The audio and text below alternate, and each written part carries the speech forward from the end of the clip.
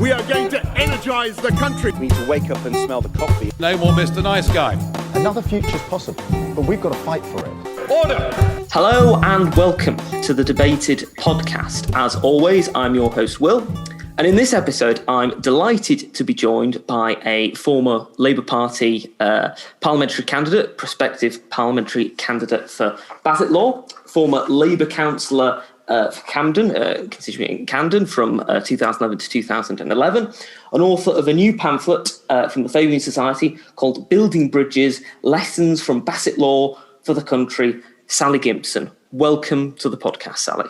Yeah, I'm delighted to be here. It's great to have you on.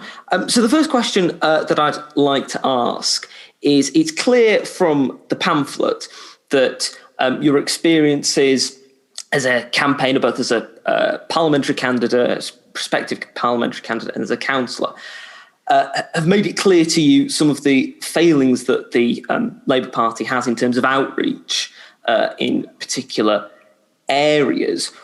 What made you decide to put these thoughts and these opinions into a pamphlet? Well, I was shocked, I think, when I went to Bassetlaw, how, not in Bassetlaw itself, actually, which has a really good campaigning party and a very good campaigning CLP, and actually some amazing people that I met, Josie Potts being one of them, who is constantly talking to her community, and we can maybe talk about her a bit later. But what I was shocked about is that in many of those seats that we lost, the local parties had more or less collapsed, and people weren't knocking on doors anymore. They weren't talking to people in their communities. And people were being selected from London without any thought for the local people. So although I got selected in Bassetlaw, I then got deselected from London, who decided I wasn't the candidate that they wanted there. So we talked a lot about red walls being, or those seats in the Midlands and the North, feeling that they didn't have any power and being left behind. And yet we were also seeing in event the Labour Party also not taking them seriously either, and overriding what was happening locally. And then in many places, not caring that not much was happening locally, and just expecting people to turn up and vote Labour, even if nobody listened much to them. Bassetlaw, I suppose, was particularly tragic because it did have a CLP that was very active, that did knock on people's doors, that did know, the local councils did know their local community, and they've been very successful in the district council elections earlier in the year. So they had increased their majority on Bassetlaw District Council in May 2019. And then when the whole debacle over my selection happened and London HQ came in to sort of deselect me, local people cottoned on that even their local representatives who they put trust in and who knew them were being rode roughshod over by the people from London. And I really, if we're going to win places back and win new places, we have to meet people where they are. We have to respect them. We have to talk to them.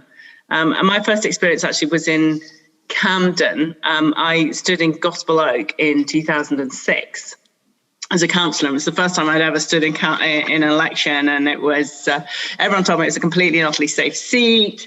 You know, Gospel Oak never voted anything but Labour. We'd been in power. Labour had been in power for the last 30 years in Camden, and it was never going to change. Some people like that, you didn't even have to canvass. No one was knocking on doors much. And me and the person who then became the council leader were knocking on doors, but we were the only ones. And we knocked on doors in November, and people weren't very enthusiastic. But they said, "Oh yeah, I've always voted Labour." And then the Tories started to build up a campaign. It was in part a decapitation campaign against the leader of the council, who I was standing with. So that's why they put lots of resources into the ward. But they changed what had been thought of as a completely safe Labour ward into a Tory ward. And that was because we had taken those people for granted. We'd assumed that the middle classes, the left liberal leaning middle classes, would vote for us. And we'd assumed that the people on the housing estates would vote for us. And we told them what we thought was good for both of them. We told the people we told the middle classes that going to war in Iraq would be sort of good. Well, we didn't actually, but they felt nationally they were being told that going to war in Iraq was the right thing to do, and their concerns weren't important. We told them locally that all the parking restrictions that they were worried about were nothing to be worried about, and just to sort of suck it up. And a sort of UKIP style campaign was being run on the housing estates, a sort of anti-immigrant UKIP style campaign was being run there, and people wanted to challenge the local party, so they voted Tory. And actually, they didn't even expect to win in the end. And when they didn't expect their Tory vote to do anything, because this was a seat that had always been Labour, so they could quite easily vote Tory. And there was a row over heating, and we told them they couldn't have the heat on this housing estate. We told them they couldn't have the heating because another estate somewhere else had priority. But we were in charge, and so these people all turned up and voted Tory, and not surprisingly voted Tory. And loads of people turned out. It was really interesting. It was a very contested election, and we got sort of twice as many votes as we normally got, but it was still not enough to let the Tories in. And my experience from that, interestingly, people would then come afterwards up in the street to me and say, "Well, aren't you the local councillor?" And I would have to say, "Well, sweetie, you didn't vote for me. You thought voting for Tory you thought you could vote for the Tories as a sort of protest vote, and that means I'm not the councillor." So I think that taught me that you had to engage with your local population and listen to them and listen to what their worries are. You didn't have to pander to them, and you could agree to disagree with them, but you had to knock on their door and you had to respect them. And actually I became chair of the local branch, made sure that we selected people who were in touch with the local community, and we won with a thumping majority 4 years later. And we've kept that seat Labour since. But we go around now with loads of people knocking on doors, talking to people, asking about what their concerns are, understanding where they come from. One of the things that I'm particularly interested in asking, and you raised that point there, obviously, of local interaction, the need to be in touch with the community. And you mentioned in your response just now, Josie Potts, and you mentioned both her and Kevin Dukes in the pamphlet.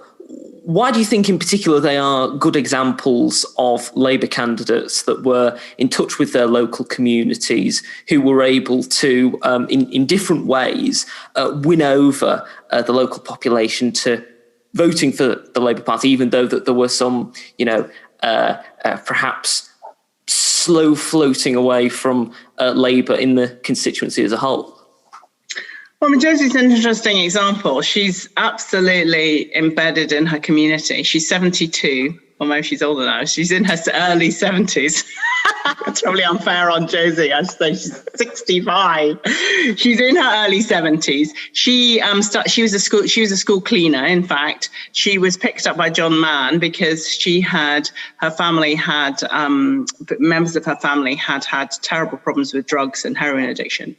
And she and John Mann came up with, who was the local MP at the time, came up with a scheme where it would be medicalised, where GPs and would be much more involved with heroin addiction, and they would be seen as a medical problem rather than a social problem. And actually, they transformed a lot of the crime on the streets by doing that, by making this a medical problem locally. Josie is absolutely embedded in her local community. She knows everybody, absolutely everybody. She knocks on their doors. She talks to them. She goes around. She helps them if they've got a problem if they've got a problem, they can ring up Josie and they know that Josie will sort it out. But she also makes bonnets for the Easter parade, and she has bonnets for the Easter parade. And she took some local kids she organised. I think she actually went to Brazil, but she organised a sort of tour of local kids to play football in Brazil, and help raise the money for that. So she is someone who is a community leader. And if Josie rings you up and tells you to vote Labour, you vote Labour. And she signed loads of people up for postal votes as well. So because these are low turnout areas, this is early voting as it's now known for America. But she signed thousands of people up for postal votes, and she will literally ring them up and tell them, "Have you put your postal vote in?" And they say, "Yes, Josie, we have." And then she has a whole kind of team of people. She's also very good at building teams, so she's got a whole team of people who go around and who she gives boxes of chocolates to, and who deliver her leaflets. So she's built. If you want to bring, and I think that this actually I learned from Citizens UK. If you identify your leader, and they're not necessarily, and she's a leader, yeah, she's definitely a leader in your community, and you identify your leader not necessarily as someone who has a position, but as someone who can bring people to meetings and bring people with them, and that is what someone like Josie does. And Kevin does it in a different way. His wife runs a Harley Gallery on this local ducal estate. I mean, this is how odd North Nottinghamshire is. So some of the richest people in the country also live in Nottinghamshire, in Bassetlaw. You think it's just a place of sort of ex-mines, but actually a lot of these mines were built on these enormous estates. Anyway, he lives on the estate, in the gardener's cottage on the estate. And it's a very rural, most people there work in one way or another on the estate. And his wife runs the gallery there, the Holly Gallery there. And he knows everybody, and he goes for walks, and he knows the manager on the estate. He knows the people who work on the grounds, and they've got a sort of business park there, and he knows everybody who works on the business park. And so in the same way, in Josie, in a very, very different context, he too is, and he was a school teacher as well, actually, but he too is a local leader. And I think that's what Labour, that is what Labour needs. It needs people who are embedded within their communities, and who their communities trust. But then Labour also has to trust those people. And these are some of the relationships, I think, that have broken down. Now, you talk about trust, and you mentioned this a bit earlier, and you discuss it in the pamphlet as well, is you were, of course, selected as the prospective parliamentary candidate and then deselected. Do you think that kind of heavy-handed action is something that really alienates communities, and that's something that the Labour Party really has to think about going forward to the next general election, is ensuring that there isn't too much imposition from central office, and that it is more of a local community-led selection of parliamentary candidates? Yeah, yes. I mean, it was, the local people. So, I mean, it was interesting because all these Kevins and Josies and stuff have built up huge trust in the local community, and then to have the central party come and ride roughshod over them really angered people. Now, if we think we're powerless, if we basically think we're powerless economically in the country, and then we find out that politically we're powerless too. And they really punished, Labour in Bassetlaw. This had a majority of almost 5,000 under the ex-MP John Mann, and reverted to a majority of 14,000 to the Tory candidate. And the Tories only selected their candidate at the last minute. So this wasn't someone everybody knew or was embedded in their community. This was a total protest vote. I mean, in some ways, quite similar to what I've seen on a much sort of more local level in Gospel Oak. You have to. Local parties need to select their candidates. Now, I think in the Labour Party we also need in the Labour Party to make sure that we get the brightest and the best who go for these seats. So there has been. Yeah, I do think we have to. I don't think you necessarily have to always live in that place and have lived for your whole life in that place to be selected. But I do think, if you're choosing your MP, you should have a choice of really, really good people. The party should help those really good people from all over the country apply for those seats. So I don't think it just always has to be someone very local, and that's slightly different from saying I do think that local people need to make the selection. But because we need the brightest and the best people from all over the country to be MPs. Absolutely. And one thing that I think that's also interesting about your description of Bassetlaw is how you talk about the constituency in terms of places that it relates to. So, for example, you talk about the north of the constituency, perhaps gravitating more towards Sheffield and South Yorkshire, and then the southern part of the constituency gravitating more towards places like Newark and Lincoln. Yeah. Do you think it's important to think about constituencies in this way, in terms of, well, there's a particular part that is linked, say, more towards Yorkshire, and we have to think in terms of, when we're campaigning in that area, not just about the constituency, but how it links up to, say, services in Yorkshire and that kind of thing, rather than just thinking of the constituency as just one isolated block that isn't linked up with other areas of the country. I think, absolutely. And I think, I mean, most people don't know where Bassetlaw is in North Nottinghamshire. Most people don't know where Bassetlaw is. It's 45 minutes on the road to Nottingham, which is where the county council is.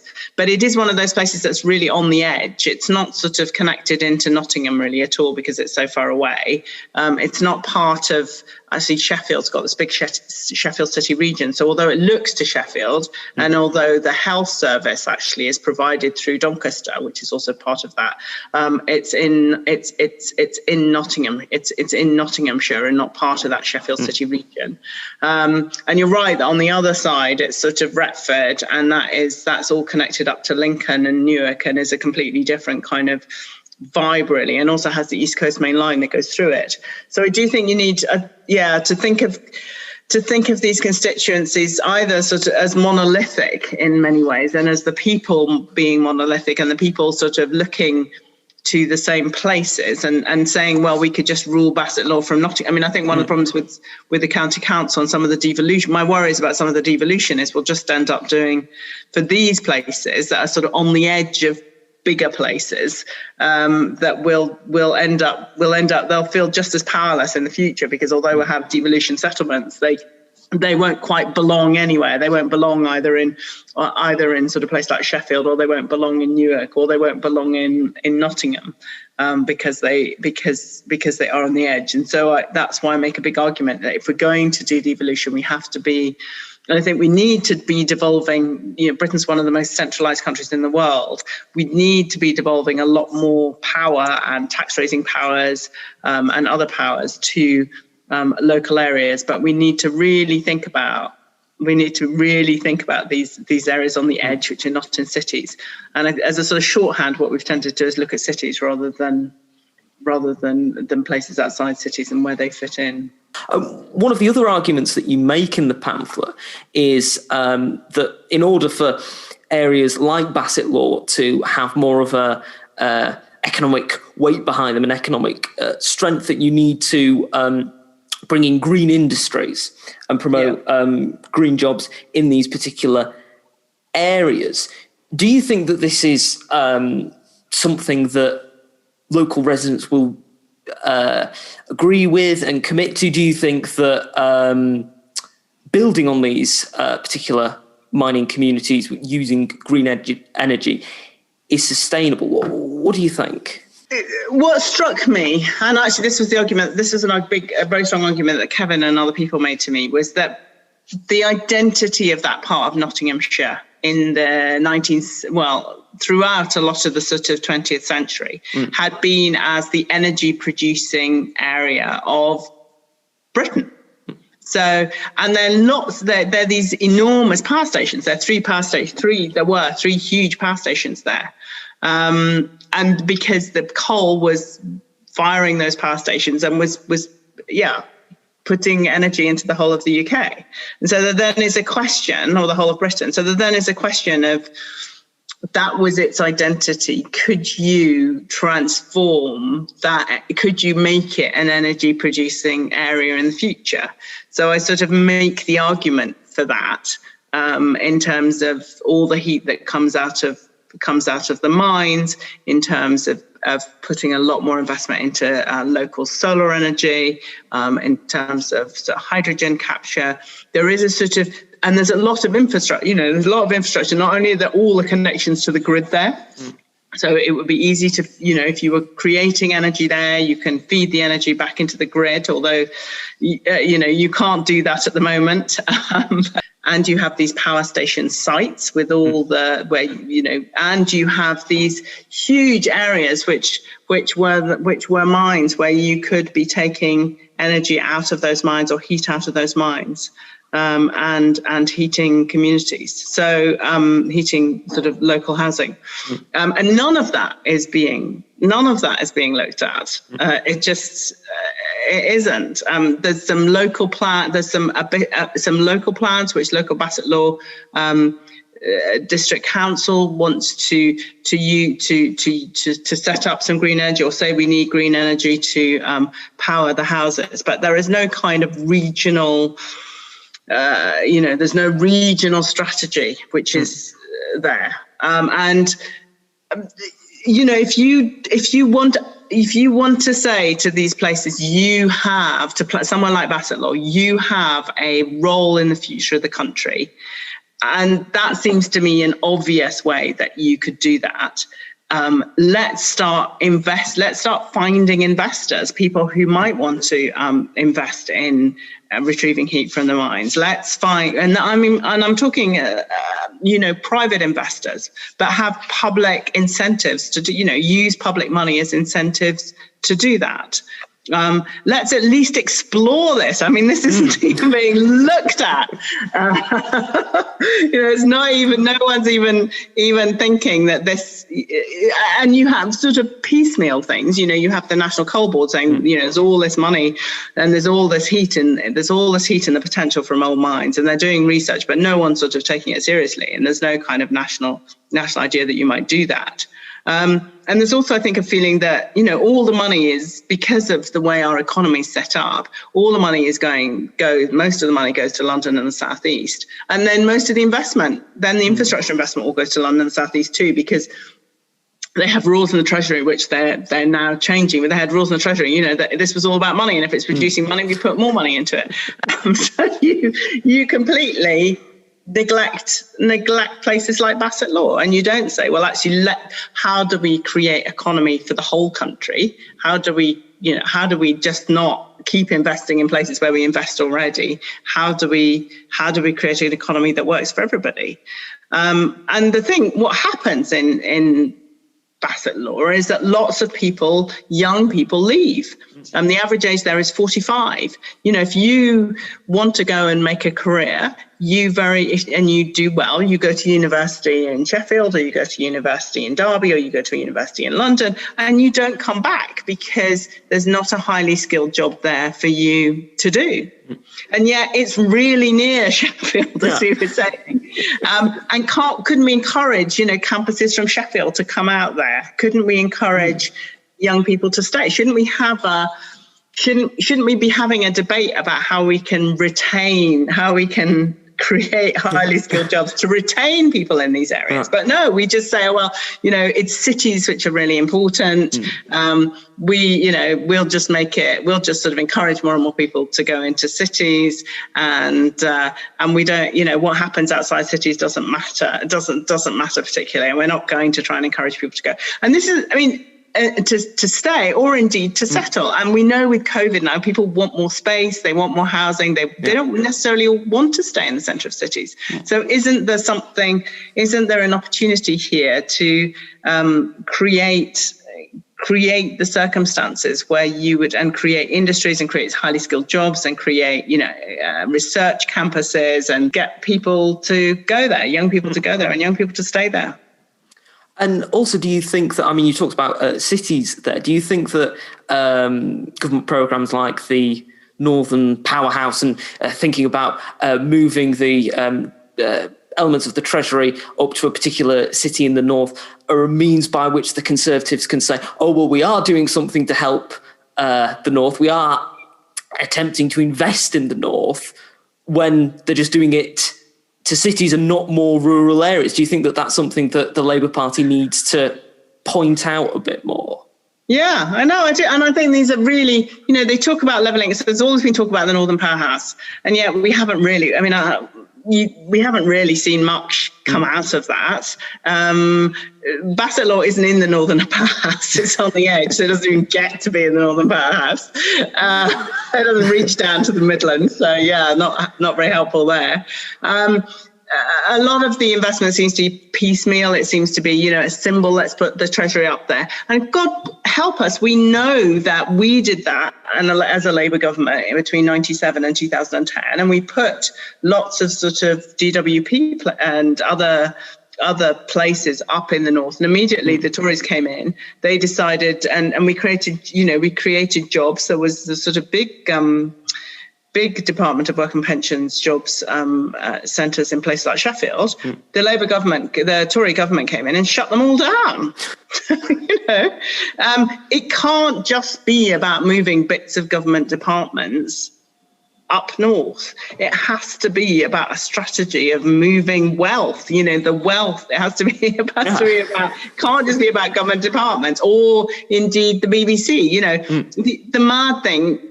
The mad thing about moving places like the BBC into Manchester is that you ended up with loads and loads of people commuting up there.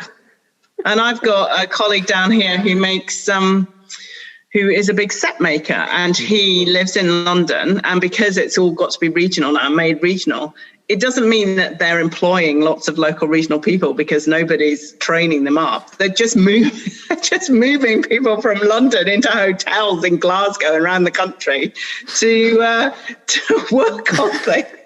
You just you do have to say there has to be a strategy behind it. Yeah.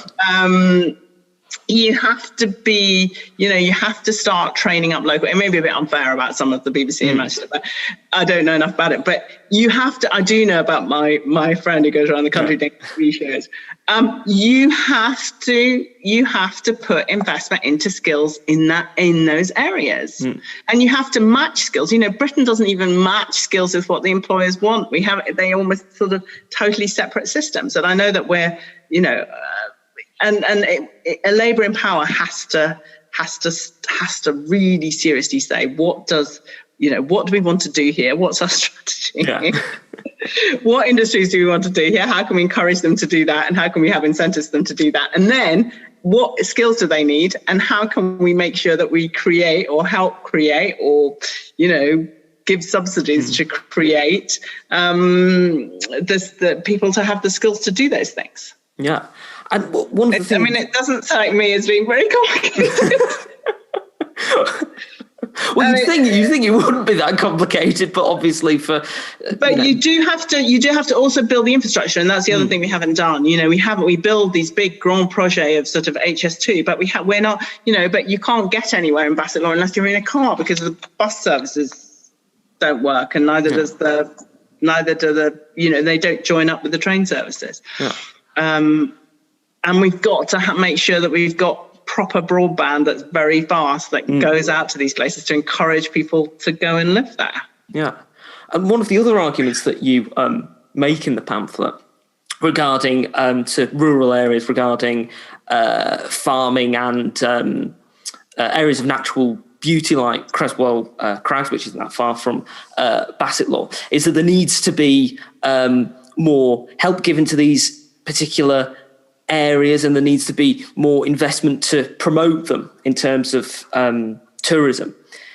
Do you think that part of the reason that there hasn't been a greater emphasis on tourism in local areas is that there just hasn't been the support given to tourist boards and to areas of outstanding natural beauty and historical areas, in particular areas like Nottinghamshire, that they've just been sort of like left on their own, to say, oh, well, you've got to get more tourists in, but they haven't been given the help, whether in terms of employees, people working there, or whether in terms of monies. Is that something that you think that has to be a focus in terms of getting more support in the countryside?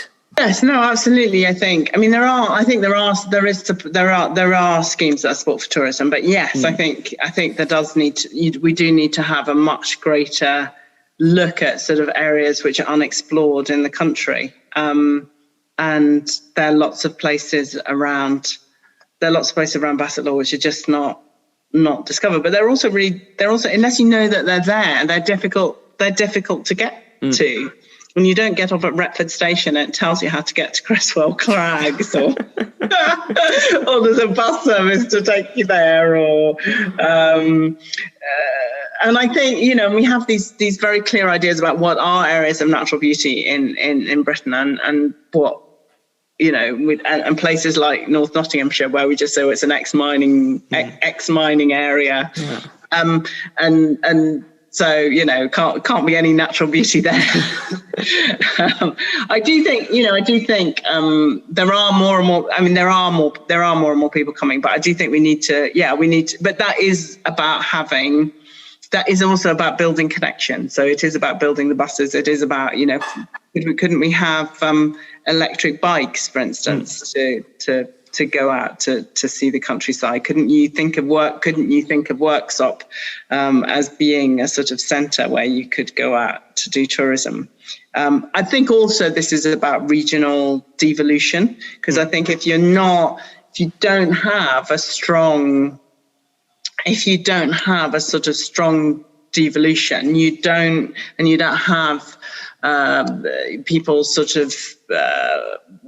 people who are fighting for their area nationally. So if you look the local councillors in Bassetlaw do an incredible job, but they're very concentrated on their local area and what's on planning and what's happening in their local villages. There's no opportunity really to do something much more national, which would encourage people either from other bits of Nottinghamshire or indeed from the whole country to come there. And I think having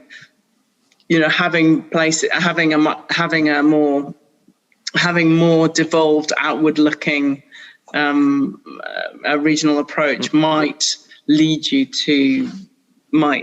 sure that you have more tourism. And I also just think we as the Labour Party need to think about, if we want people to go and live there, we need to be telling people these are marvellous places to go.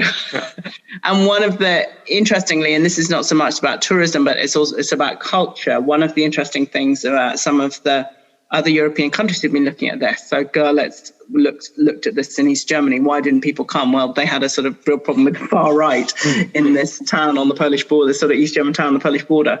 But they encouraged people. They more or less paid them to come for a month to Görlitz to tell them why they liked it and why they didn't like it. And people thought the transport systems weren't good enough, very like Bassetlaw, and secondly, they wanted a cultural offer. And I think tourism and often a cultural offer go together. So a sort of artistic, going to be able to see a museum is going to see a site or go. They often go together. So it has to be seen as part of a sort of strategy for the whole area, that if you want younger people to live there, if you want to bring people in, if you want to have set up highly skilled jobs, they also need another reason to be there or be proud of where they live. Now, this is a question not about the pamphlet, but I can't help but asking it, given that today, as we're recording, is the 20th of January. So inauguration day in the United States. Joe Biden will become president of the United States later today.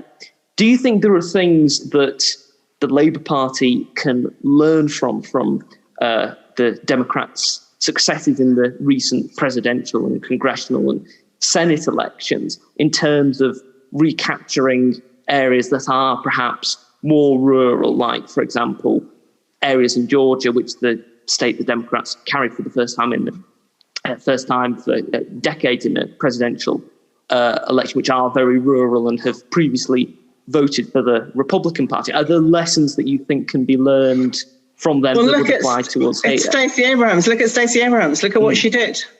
Look at that huge movement that she built. And that was a movement on the ground to get people to vote and to get people who thought that it wasn't worth their while voting because they were predominantly black voters. Look what she did. Look at that. She got them out. She got them voting. She got them, she created relationships within that community. And that is really what, people like Josie are doing in Bassetlaw on a much smaller scale. But that is what, and that is, we're going back to where we started. That is where that is how you win. That is how you win things. And yeah, I also think that they have been, I think they feel like the future. I think particularly Kamala Harris feels like the future. And so they gave people a hopeful future to vote for.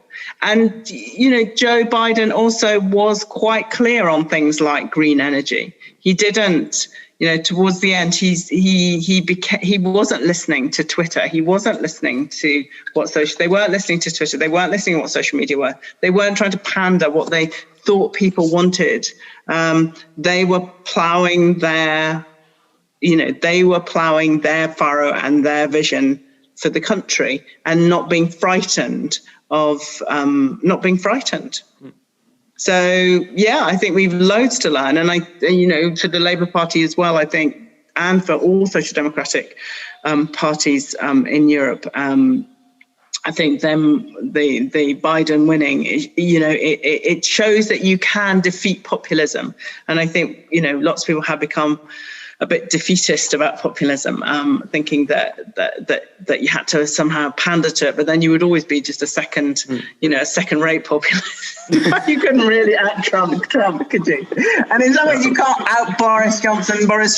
You have to be the polar opposite of him, and that's what Joe Biden and Kamala Harris did. But they also offered a hopeful, different, modern future. And that's what the Labour Party's got to do too. Absolutely. It's been fantastic speaking to you, Sally. And I've got one final question for you. Now, we've not really discussed it, but of course it has an impact on so many local communities, coronavirus. We are, of course, currently in a national lockdown. So my final question to you is this. When things are finally back to normal and coronavirus has been either consigned to the past or isn't as much of a threat as it is now, what one thing that you haven't been able to do are you most looking forward to being able to do? I want to have loads of my friends round to dinner. I want to have a party. So I want to do in my house. In my flat. I want a party. I want to have a party. I think that's a great answer. And I think a lot of people, myself included, will be looking forward to having a party when... You can come to my party. Oh, that would be great. To come to my party. That would be great. Thank you once again for coming on the podcast. If people would like to find out more about the pamphlet or more about you, where should they go to find out more about you? They can go onto the Fabian. They can go onto the Fabian website, the Fabian's website, and my pamphlet is there on the Fabian's website. I don't have a website yet. Yet. Excellent. Thank you once again for coming on the podcast. Thank you very much indeed. Thank you for listening to this episode of the podcast. If you've enjoyed it, you can subscribe to us on iTunes, Spotify, Podbeam, and Amazon Music. You can also follow us on Twitter, @DebatedPodcast, like us on Facebook, Debated Podcast, and if you'd like to get in touch with us, whether about appearing on an episode of the podcast or commenting on an episode that you've listened to, you can do so at thedebatedpodcast@gmail.com. Thank you for listening. I hope you listen to the next one.